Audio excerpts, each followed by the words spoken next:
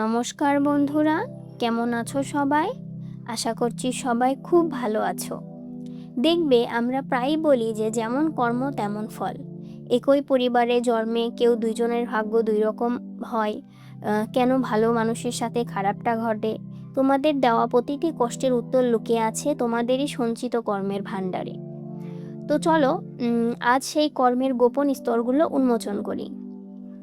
সাধারণত আমরা মনে করি যে হাত পা দিয়ে কোনো কাজ করাই হলো কর্ম, কিন্তু স্পিরিচুয়ালিটিতে বলা হয় যে কর্ম শুরু হয় আমাদের চিন্তা থেকে।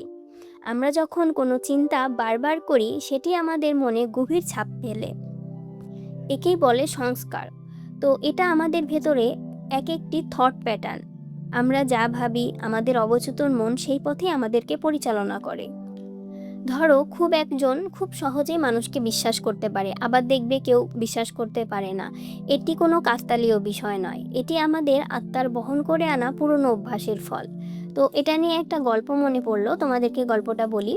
তো গল্পটা এমন ছিল যে একটা বিশাল হাতিকে খুব পাতলা একটা দড়ি দিয়ে বেঁধে রাখা হতো। তো হাতিটি কিন্তু চাইলে দড়িটাকে ছিঁড়ে ফেলতে পারতো, কিন্তু সে কখনো চেষ্টা করে না। কেন জানো? কারণ কারণ সে যখন ছোট ছিল তখন তাকে ওই দড়ি দিয়ে বাঁধা হতো। তখন সে অনেক চেষ্টা করে দড়িটা ছিঁড়তে পারতো না। আর এখন সে বড় হয়েছে, কিন্তু তার মনে সে সংস্কার গেঁথে গেছে যে আমি এই দড়িটা ছিঁড়তে পারবো না।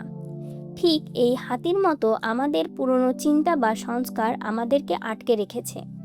আমরা শক্তিশালী, কিন্তু আমাদের মনের ভেতরে সেই প্যাটার্ন আমাদেরকে এগোতে দিচ্ছে না। এখন তোমাদেরকে বলি কর্মের প্রকার সম্পর্কে। শাস্ত্র মতে আমাদের কর্ম 4 প্রকার। প্রথম হচ্ছে তোমার সঞ্চিত কর্ম। সঞ্চিত কর্ম হচ্ছে একটা গোডাউনের মতো। ধরো, কল্পনা করো যে একটা বিশাল গোডাউন, যেখানে আমরা গত হাজার হাজার বছর জন্মের যত কাজ করেছি, সব কিছু যত চিন্তা করেছি, সব কিছুর একটা রেকর্ড আছে। এটাই হচ্ছে সঞ্চিত কর্ম। আর এই এত বিশাল যে এক জীবনে এর ফল ভোগ করা সম্ভব নয়, মানে সব কিছুই জমা থাকে সঞ্চিত কর্মে। তারপরে হচ্ছে প্রারব্ধ কর্ম। এটা হচ্ছে সঞ্চিত কর্মের সেই ছোট্ট একটি অংশ যা নিয়ে আমরা এই বর্তমান জীবনে আছি।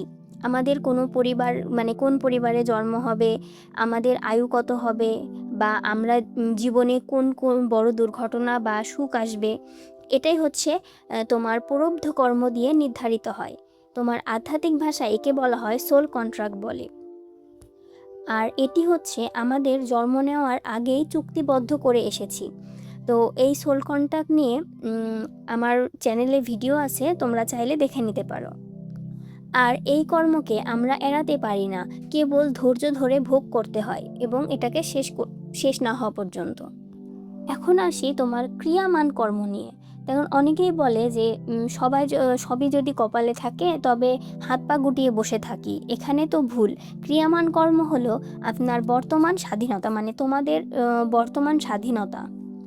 ধরো, তোমাদের প্রারব্ধে আছে যে তুমি আজ পড়ে গিয়ে ব্যথা পাবে, কিন্তু তোমার বর্তমান সচেতনতা দিয়ে যদি তুমি সাবধানে হাঁটো, তাহলে হাঁটলে সেই ব্যথার তীব্রতা কমিয়ে দিতে পারে। এই অংশটুকুই হচ্ছে আমাদের আসল ক্ষমতা। তারপরে তোমার হচ্ছে আগামী কর্ম। আজ মানে আমরা যা করব, যা ভাববো, যা সরাসরি আমাদের ভবিষ্যৎ জীবনের অ্যাকাউন্টে কিন্তু জমা হচ্ছে। মানে আমরা যা ভাবি, যা করি, সব কিছুই কিন্তু আমাদের ভবিষ্যতে এটা জমা হয়। অর্থাৎ আজকের কাজই আমাদের কালকের ভাগ্য। অনেকেই আমাকে জিজ্ঞাসা করো যে আমি যদি সোল কন্ট্রাক্ট করে আসি তবে জীবনে এত কষ্ট কেন? তাদের জন্য বলি, একটা গল্প দিয়ে তোমাদেরকে বলি যে ধরো, একজন ভাস্কর একটি পাথর কাটছিল মূর্তি বানানোর জন্য। পাথরটি ব্যথায় চিৎকার করে বলল, আমাকে মেরো না। ভাস্কর পাথরটিকে ছেড়ে দিয়ে অন্য একটি পাথর নিল এবং সেটি দিয়ে আরেকটি অপূর্ব মূর্তি বানালেন। আগের পাথরটি মন্দিরের সিঁড়িতে রাখা হলো, আর মূর্তিটি হচ্ছে গৃহগর্ভে রাখা হলো। আর এখন তোমার ওই সিঁড়ির পাথরটি মূর্তিকে জিজ্ঞাসা করলো, তোমার এত সম্মান কেন? মূর্তিটি বলল, আমি ভাস্করের ছেনির আঘাতগুলো ধৈর্য ধরে সহ্য করেছি, আর তুমি মাঝপথে হাল ছেড়ে দিয়েছিলে। আর আমাদের জীবনের কষ্টগুলো আসলে আমাদের ভেতরের ঈশ্বরকে জাগিয়ে তোলার ওই শ্রেণীর আঘাত মাত্র। আশা করি যে এই গল্পটা দিয়ে তোমাদের উত্তর পেয়ে গেছো। এখন বলি যে আমরা কেন বারবার জন্ম নেই।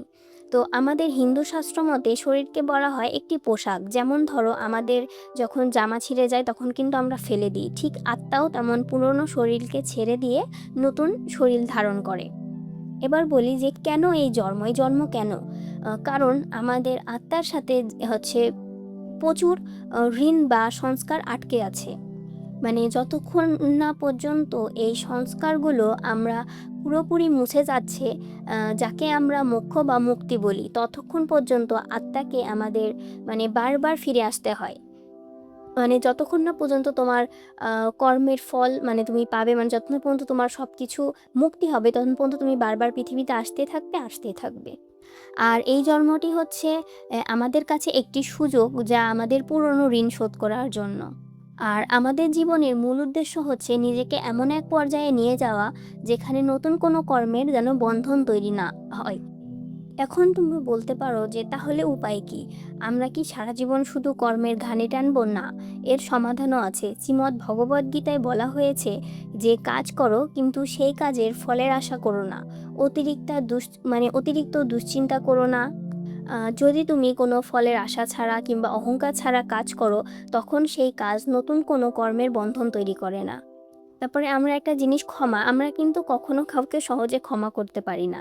তো ক্ষমা, কেউ তোমাকে ধরো কোনো ক্ষতি করলে তুমি প্রতিশোধ নেওয়া মানে তার সাথে একটি জন্মের বন্ধন তুমি তৈরি করতেছো। তার মানে তুমি যখন প্রতিশোধ নিতে যাবে তখন তোমার তার সাথে আরেকটা কর্মের বন্ধন তৈরি হবে।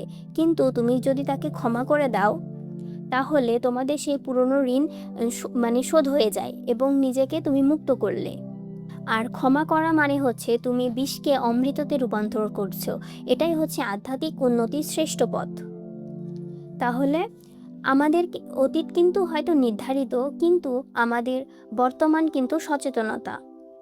মানে ক্রিয়াকর্ম দিয়ে আমাদের ভবিষ্যৎ আমরা বদলাতে পারি। আর তুমি কোনো ভিকটিম নও, তুমি তোমার ভাগ্যের নির্মাতা। তো আজ এই পর্যন্তই। সবাই ভালো থাকো, সুস্থ থাকো। ভিডিওটি ভালো লাগলে লাইক করো, কমেন্ট করো এবং সাবস্ক্রাইব করে আমার পাশে থেকো। আর ভিডিওটি দেখার জন্য তোমাদের সবাইকে অসংখ্য ধন্যবাদ।